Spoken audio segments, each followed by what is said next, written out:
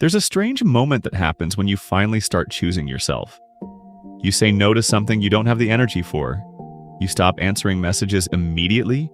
You take a weekend for yourself. You set a boundary. You decide that your needs matter too. And instead of feeling relieved, you feel guilty. Your mind starts asking, was I selfish? Did I disappoint them? Maybe I should have helped. Maybe I'm becoming a bad person. But here's the uncomfortable truth. Sometimes guilt doesn't mean you've done something wrong. Sometimes guilt is simply the emotional alarm that goes off when you stop behaving the way other people have become accustomed to. And understanding that difference can completely change the way you see yourself. Think about this. Imagine someone you care about calls you late at night. They need your attention, your advice, your energy. You're exhausted, but you stay awake anyway. The next morning, you're drained. Now imagine that for once you say, I'm sorry, I can't tonight. I need to rest. Nothing catastrophic happens. The world keeps spinning, but you lie in bed thinking about it. Maybe I was too harsh.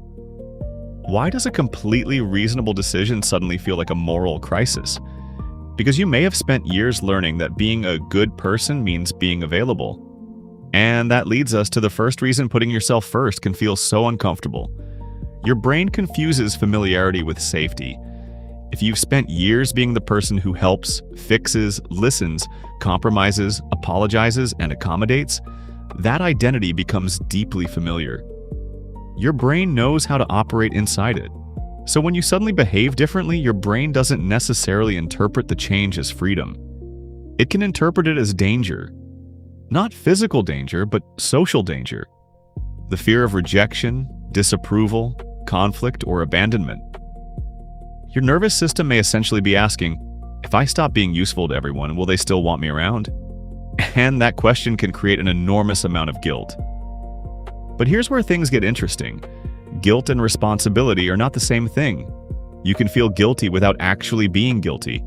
That distinction is incredibly important. Think about a smoke alarm. A smoke alarm is designed to warn you when something might be wrong, but sometimes it goes off because someone burned toast. The alarm is real, the fire isn't. Your guilt can work the same way. The emotion is real, but the conclusion your brain attaches to it may be completely wrong. You feel guilty, and your brain says, therefore, I did something bad. Not necessarily. You might simply have done something unfamiliar. And this is where people often make a mistake. They experience guilt, assume the guilt is proof, and immediately reverse their boundary. They say no. They feel guilty. They panic. They say yes again. Relief. And now their brain learns something dangerous.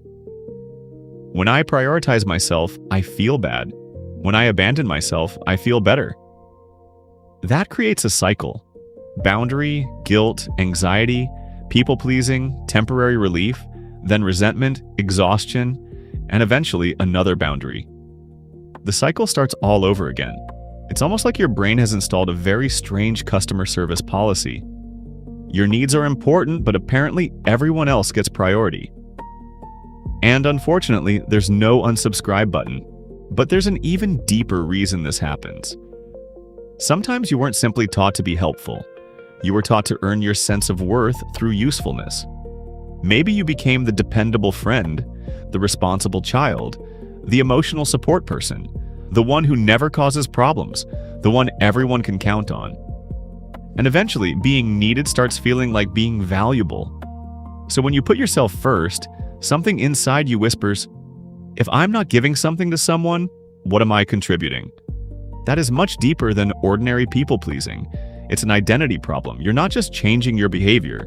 You're challenging the definition of who you believe you are. And that's why setting a boundary can sometimes feel strangely emotional. You're not necessarily grieving a relationship.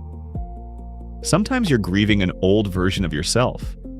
The version that believed love had to be earned. The version that thought saying no required an explanation. The version that confused self-sacrifice with kindness. The version that believed being exhausted was evidence that you were doing enough. But what if being exhausted isn't proof that you're a good person? What if it's simply proof that you've been ignoring a signal for too long? Here's the part most people don't talk about. Healthy boundaries can initially make you feel like the villain in a story where you were always the caretaker. If everyone is used to you saying yes, your first no can feel enormous. Someone might be surprised, someone might become disappointed, someone might even accuse you of changing, and technically they may be right. You are changing, but changing doesn't automatically mean becoming worse. Sometimes it means becoming more honest. Imagine a person who has spent years carrying a backpack filled with other people's expectations. Every request adds another stone. Can you help me? Another stone. Can you stay late? Another stone. Can you handle this? Another stone. Eventually, they can barely walk. Then one day, they take a few stones out. And instead of feeling free, they feel guilty for putting them down. Why? Because they've forgotten that carrying someone else's weight was never the same thing as loving them. This is where self-prioritization needs to be understood correctly. Putting yourself first does not mean putting everyone else last. It doesn't mean becoming cold, selfish, unavailable, or indifferent. It means recognizing that your needs belong in the equation too. You can care about someone without constantly rescuing them. You can love someone without always agreeing with them. You can support someone without sacrificing your mental energy every time they need something. And you can disappoint someone without betraying them. That last one is especially difficult. You can disappoint people and still be a good person. Someone being disappointed by your boundary doesn't automatically mean the boundary was wrong. Sometimes their disappointment simply means they were benefiting from access to you that you can no longer provide. And that distinction can feel uncomfortable because we often interpret another person's negative emotion as evidence that we caused harm. But people are allowed to feel disappointed. They are allowed to be frustrated. They are allowed to disagree with you. You are not responsible for preventing every uncomfortable emotion someone experiences because of your perfectly reasonable choices. So what do you actually do when the guilt arrives? First, don't immediately obey it. Pause. Instead of asking, "How do I make this guilt disappear?" Ask, "What is this guilt trying to tell me?" Did I actually violate my values, or did I simply violate someone's expectations? Did I hurt someone, or did I disappoint them? Did I behave unfairly, or did I finally say no to something I didn't want to do? Those questions create space between emotion and action.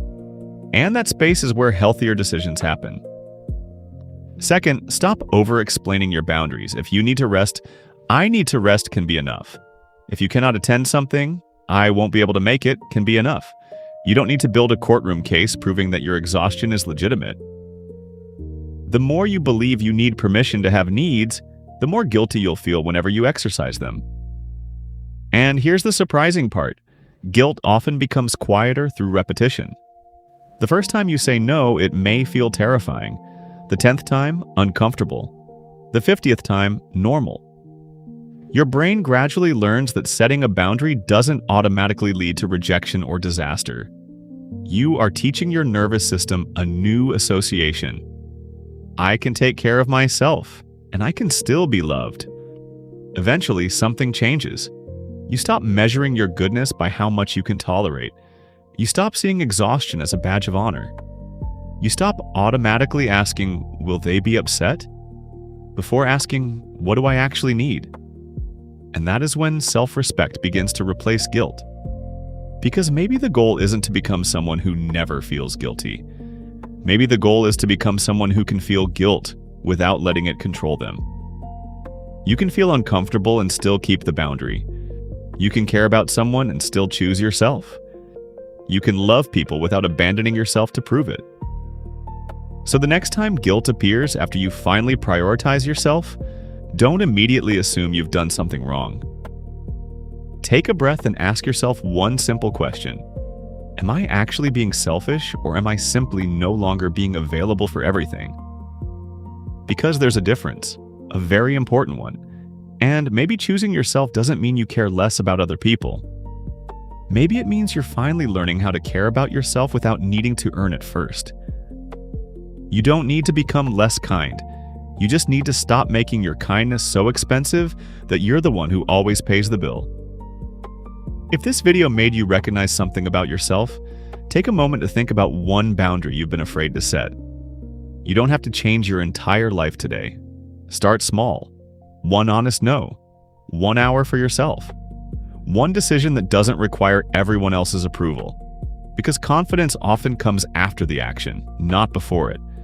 And if this helped you understand your own mind a little better, give the video a like.